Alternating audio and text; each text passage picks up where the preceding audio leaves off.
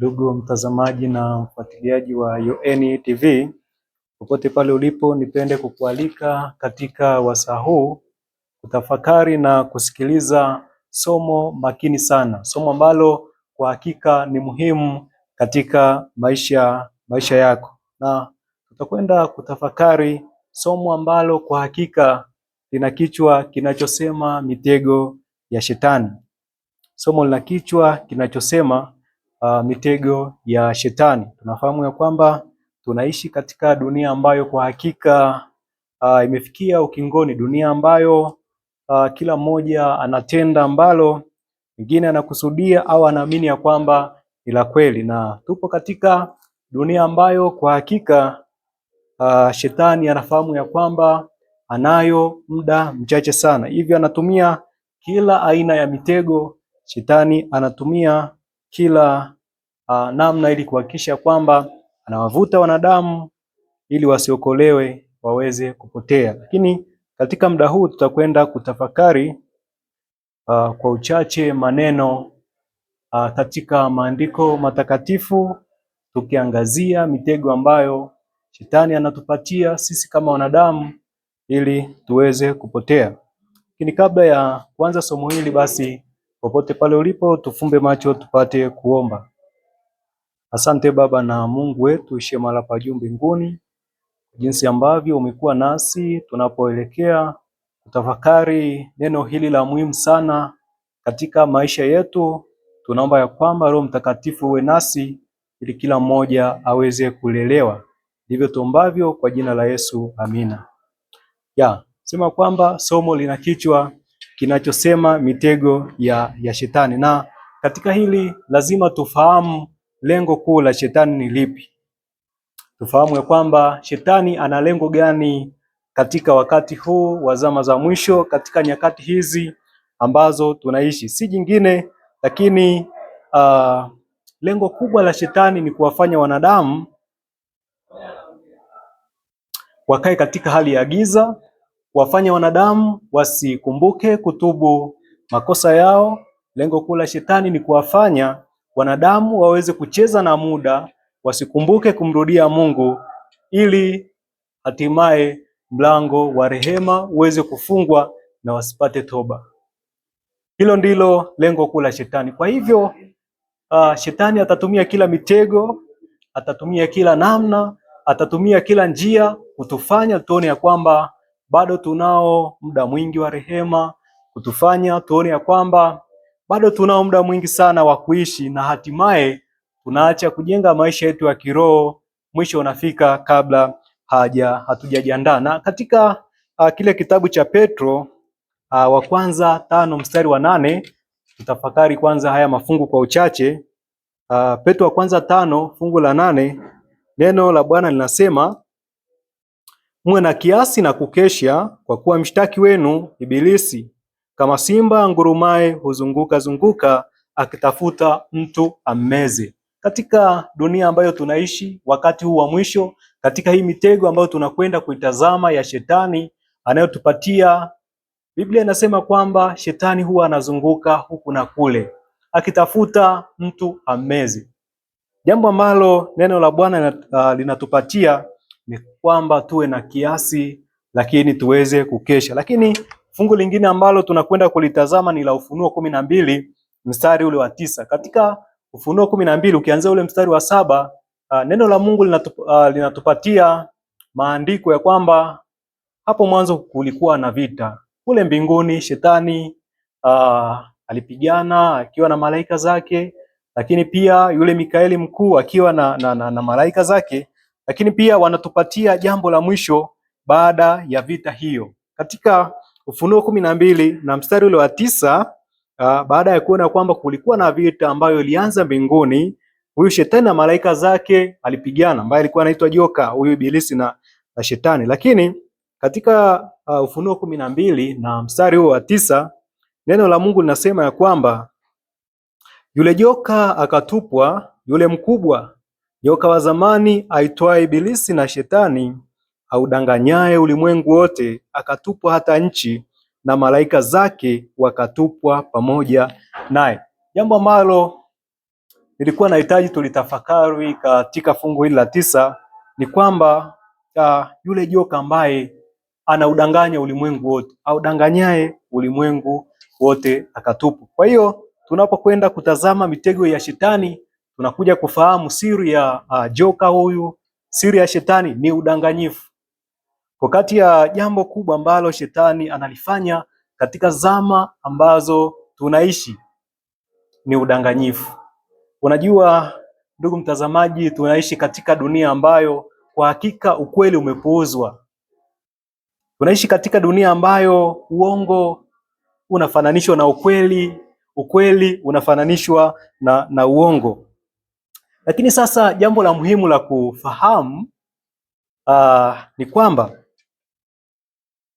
unajua hata shetani anapokuwepo katikati ya makusanyiko, labda kwa mfano ibadani, upo kanisani, shetani anachokifanya ni kwamba katika ibada hiyo atakufanya wewe, kukutoa katika mazingira. Shetani anachokifanya katika siku hizi za mwisho, mitego yake ni kwamba hata kama ukipata nafasi ya kwenda ibadani, hata kama ukipata nafasi ya kwenda kusali, basi shetani ataweka kila hila kukufanya wewe usiweze hata kumsikiliza mhubiri, usiweze hata kumsikiliza mchungaji anaponena na wewe. Kitu anachokifanya shetani ni kuteka akili yako. Hata kama wapo ibadani, anakuchukua, anatoa akili yako, unaacha na kushindwa kumtafakari Mungu, unakuja kutafakari mambo mengine sana. Huu ni mtego ambao shetani anautumia. Hata kwa wale ambao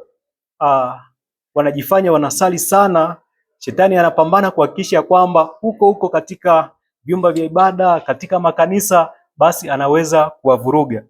Utakuta mtu mwingine ni ibadani, wakati wa kuabudu, wakati wa kuimba na kusifu, kutafakari neno la Mungu, yeye yupo mtandaoni, anaperuzi tu na yupo ibadani.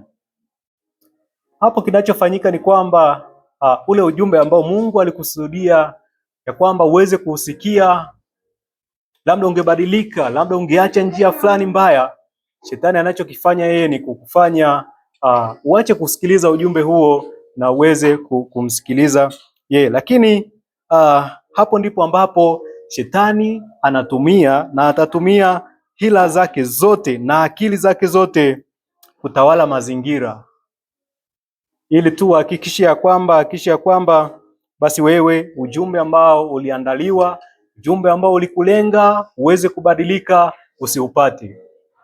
Ni hila hizo za shetani. Lakini jambo jingine ambalo shetani anatumia kama mtego, kama hila katika zama hizi za mwisho, anajaribu watu waendekeze uchu wa chakula, anajaribu kuwafanya watu waendekeze anasa mbalimbali za dunia hii na kuweza kumsahau Mungu.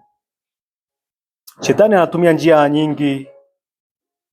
Kwa njia hiyo anatia giza katika fahamu za watu, washindwe kusikiliza na kutafakari mambo ambayo kwa msingi atawasaidia katika maisha yao hapa duniani. Lakini sikiliza kitu ambacho kwa hakika shetani anafahamu katika maisha yako. Shetani anafahamu jambo hili. Anajua kwamba watu ambao wanasoma maandiko, watu ambao wanajikita katika maombi, hawezi kuwaangusha. Shetani anafahamu kabisa. Shetani anajua kwamba ukiacha kusoma neno la Mungu, ukiacha kufanya maombi, hakika atakuangusha. Huo ndio ukweli ambao shetani anaofahamu. Pamoja na hila zote anazoziweka, pamoja na mitego yote ambayo anaiandaa kwa ajili yako kukuangusha, anafahamu fika ya kwamba ikiwa utajikita katika neno la Mungu, ikiwa utajikita katika maombi, hataweza kukuangusha. Hiyo ndio siri ya kushinda hila zote na mitego ambayo shetani anatuwekea. Ukiwa mtu wa maombi, ukiwa mtu wa kusoma neno la Mungu, ukikaa ndani ya Yesu Kristo, hakika hiyo inakuwa ni ngome yako. Lakini Jambo jingine ambalo shetani anafahamu, anajua kuwa unapopata ukweli wa Mungu, unapoupenda ukweli ambao unajifunza kupitia neno lake,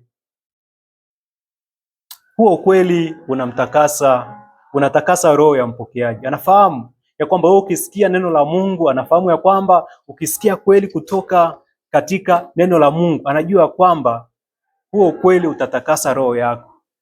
Anajua kwamba huo ukweli utakubadilisha. Kwa hiyo jambo analolifanya ni kuhakikisha kwamba huo ukweli hauwezi kuusikia.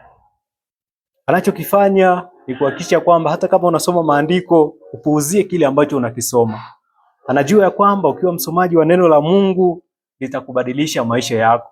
Kwa hiyo shetani anatumia kila hila, kila njia ya udanganyifu ili kufanya tu neno la Mungu lisipate nafasi ndani yako. Anatumia hila hiyo, anatumia mtego huo kufanya uwe na hali ya kupuuzia neno la Mungu. Hata kama unalisikia kwa ukweli, lakini bado ulifanyii kazi. Anafahamu hivyo. Sasa anachokifanya katika neno la Mungu, katika Injili, katika wahubiri, anaweka nadharia potofu kabisa katika maandiko matakatifu. Anachokifanya leo hii kama hila, kama mitego ya kuwapoteza watu wa Mungu, shetani anaweka hadithi za uongo.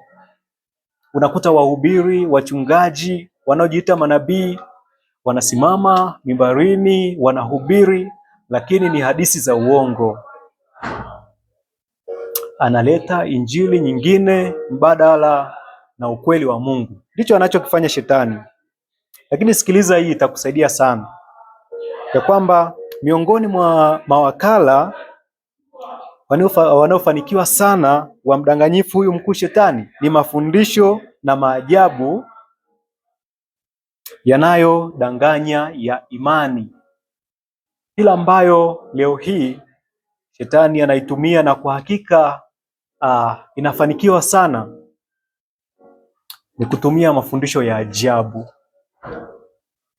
tofauti kabisa na yale ambayo Bwana ameagiza. Kufanya maajabu, kufanya miujiza, ya kwamba pasipo miujiza wewe neno la Mungu huwezi kuliamini. Yaani nafikia hatua watu hawasomi neno la Mungu, watu hawafanyi maombi, lakini wanataka muujiza tu. Na ukiangalia shetani anainua watu, anawapatia uwezo wa kutenda miujiza, anawapatia uwezo wa kuponya magonjwa, anawapatia uwezo wa kutoa utajiri wa kila namna. Wakati huo anawafanya watu wasisome neno la Mungu, anawafanya watu wasiwe watu wa maombi, lakini wawe watu wa miujiza. Jiulize ya kwamba je, utajengwa na miujiza pasipo neno la Mungu? Utajengwa na miujiza pasipo maombi? Ni kitu ambacho hakiwezekani. Kwa hivyo anachokifanya ni kwamba watu wategemee sana miujiza, wategemee sana kutatua changamoto zao, lakini wamwache Mungu, waache kusoma neno la Mungu, waache kusoma na kufanya maombi. Kama tulivyoona ya kwamba shetani anafahamu ya kwamba mtu wa maombi, mtu wa neno la Mungu, kwa hakika hawezi kuanguka. Sasa hili ndilo lengo ambalo shetani kwa sasa analo, lengo ambalo anafahamu ya kwamba akiweka hila zake, akiweka mitego mbalimbali ya kukuvuta wewe usimfahamu Mungu, puuzie neno la Bwana, ana lengo lake. Jambo la kwanza, lengo kubwa la shetani katika nyakati hizi za mwisho ni kuua imani kwa Mungu na kwa neno lake. Shetani anakufanya usiwe na imani na Mungu. Shetani anafanya usiwe na imani na neno lake. Na hata unaposoma neno lake, unajua Biblia imejaa ahadi nyingi sana. Neno la Mungu lina ahadi ambazo kwa hakika Mungu ametupatia katika maisha yetu. unapopita katika changamoto, katika majaribu, neno la Mungu kwa hakika lina maneno ya matumaini, maneno ambayo kwa hakika ni farijiko, lakini hila za shetani ni kukufanya usiamini ahadi za Mungu. Kwa hivyo anapokufanya ukose imani kwa Mungu, anapokufanya usiamini neno lake, jambo la pili, anafanya watu wawe na mashaka. Anakufanya usimwamini Mungu, anakufanya usiamini neno lake. Kinachofuata, anakufanya uwe na nini? Na mashaka. Lakini jambo la mwisho la tatu, shetani analofanya, anafanya kazi kwa nguvu zake zote kuwadanganya watu na kuwapeleka upande wake. Anadanganya watu, anawavuta, anawatoa kwa Mungu na kuwaweka katika upande wake anaoutaka. Sasa kama tulivyoona ya kwamba maombi ni muhimu sana. Maombi ni muhimu sana, kusoma neno la Mungu ni muhimu sana. Kwa kuwa shetani anafahamu ya kwamba watu ambao wanasoma neno la Mungu, wanaamini ahadi za Mungu, kwa hakika wanajengwa katika msingi wa maandiko, msingi wa neno la Mungu. Hizo ndizo hila ambazo shetani anazitumia anapokufanya wewe usiwe na imani juu ya Mungu, anapokufanya wewe usiamini neno lake. Anafahamu ya kwamba hakika utakuwa mtu wa mashaka, na unapofanya hivyo, unaposhindwa kumtafakari Mungu, anasema ya kwamba anakufanya uwe upande wake. Tunapoelekea kuhitimisha somo hili, jambo muhimu la kufahamu ni hili. Mambo makubwa mawili ya kufahamu ni haya. Jambo la kwanza, shetani anafahamu ya kwamba roho dhaifu, yani shetani anafahamu ya kwamba wewe pamoja na udhaifu wako ulionao, udhaifu wako ulionao kabisa, mdogo kabisa, anafahamu ya kwamba ukikaa ndani ya Kristo utapata nguvu kubwa sana kuliko majeshi yake yote ya giza. Yaani anafahamu hilo, kwamba wewe ambaye ni mdhaifu, pengine unapambana na changamoto mbalimbali, kuna dhambi na kushinda, unapitia majaribu, umekuwa mdhaifu. Anajua ya kwamba ikiwa utakaa ndani ya Kristo, anajua kwamba kuna nguvu ambayo utaipata. Kwa hiyo anachokifanya katika udhaifu wako, hataki kabisa umtafakari Mungu. Anakutoa mbali na maandiko matakatifu, anakutoa mbali na maombi, ili uzidi kubaki katika udhaifu ulionao. Lakini ukikabidhi tu maisha yako kwa Mungu, ukikabidhi maisha yako ndani ya Kristo, anafahamu ya kwamba utapata nguvu.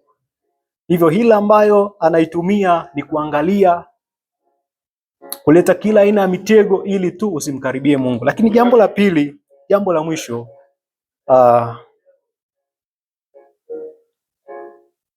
anachokifanya, anajaribu kuwavuta watu watoke katika ngome yao imara, ngome ya Yesu Kristo. Tumeona jambo la kwanza analolifanya, kwa kuwa anatambua ya kwamba wewe una nguvu ukiwa ndani ya Kristo. Hatataka ujifunze maandiko, hatataka uwe mtu wa maombi, lakini anafahamu ya kwamba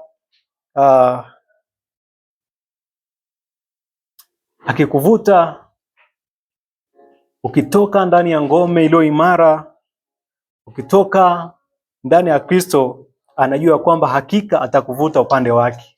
Sasa jambo la kuzingatia ni lipi? Tafakari jambo hili, ni la muhimu sana tunapokwenda kuhitimisha somo hili. Sikiliza, kumtegemea Mungu kwa moyo mnyenyekevu na kumtii Mungu kikamilifu ndiyo njia pekee ya usalama wetu. Bwana Yesu asifiwe. Yaani katika hayo yote ambayo tumeona ya kwamba shetani anatumia hila, shetani anatumia mitego ya kila namna, kutufanya, kutuangusha. Anasema ya kwamba tutakapomtegemea Mungu kwa unyenyekevu, tutakapomtii Mungu kikamilifu kweli kweli, yani tutakapojitoa maisha yetu kwa Mungu pekee, anasema kwamba hiyo ndiyo njia pekee ya usalama wetu. Shetani ana uzoefu mwingi sana wa maisha ya hapa duniani. Shetani ana uzoefu mwingi sana wa kuangusha watu, wa kuwapoteza watu, lakini uzoefu wote alionao hautapita uhodari wa Yesu Kristo. Ndio maana anafahamu ya kwamba mtu ambaye anajitoa kikamilifu kwa Mungu hawezi kumpata kabisa. Hivyo mpendwa mtazamaji, popote pale ulipo, tafakari ujumbe huu ya kwamba hakika hila za shetani ni nyingi sana katika kipindi cha kuelekea mwisho wa dunia. Lakini utakapokaa ndani ya Kristo, utakapokuwa mtu wa maombi, mtu wa kusoma neno la Mungu, hakika utakuwa mshindi. Kinachohitajika ni kujitoa maisha yetu kikamilifu ndani ya Mungu. Kinachohitajika ni kujisalimisha miguuni pa Kristo. Kinachohitajika ni kutambua ya kwamba sisi wenyewe hatuwezi pasipo Mungu pekee. Na hivyo popote pale ulipo, yawezekana unapitia changamoto mbalimbali, yawezekana kwa hakika hila na mitego ya shetani imekuvuta, shetani amekuweka upande wake, lakini nataka nikwambie jambo la msingi, mrudie Mungu, mrudie Yesu Kristo, naye atakupatia nguvu ya kushinda hila zote za shetani. Kwa sisi wenyewe hatuwezi, lakini kwa nguvu ya Mungu kwa hakika tunakuwa washindi. Basi Bwana wakubariki unapotafakari ujumbe huu. Kwa hakika Mungu atakupatia nguvu ya kushinda hila zote za muovu shetani. Tunapohitimisha somo letu, basi tufumbe macho tuombe. Asante Baba na Mungu wetu kwa jinsi ambavyo umekuwa nasi, umetupatia tafakari hii muhimu, umetupatia ujumbe. Kwa hakika utakuwa ni msaada mkubwa katika maisha yetu. Yawezekana mtazamaji kule alipo anapitia changamoto mbalimbali, majaribu, na wakati mwingine hila za muovu shetani zimemvuta mbali na wewe. Kamfanye akawe mtu wa maombi, kamfanye akawe mtu wa kusoma maandiko, ukampatie nguvu ya kushinda. Tupatie nguvu ya kutafakari ujumbe huu, ukatubadilishe katika maisha yetu. Ndivyo tuombavyo kwa jina la Yesu, amina.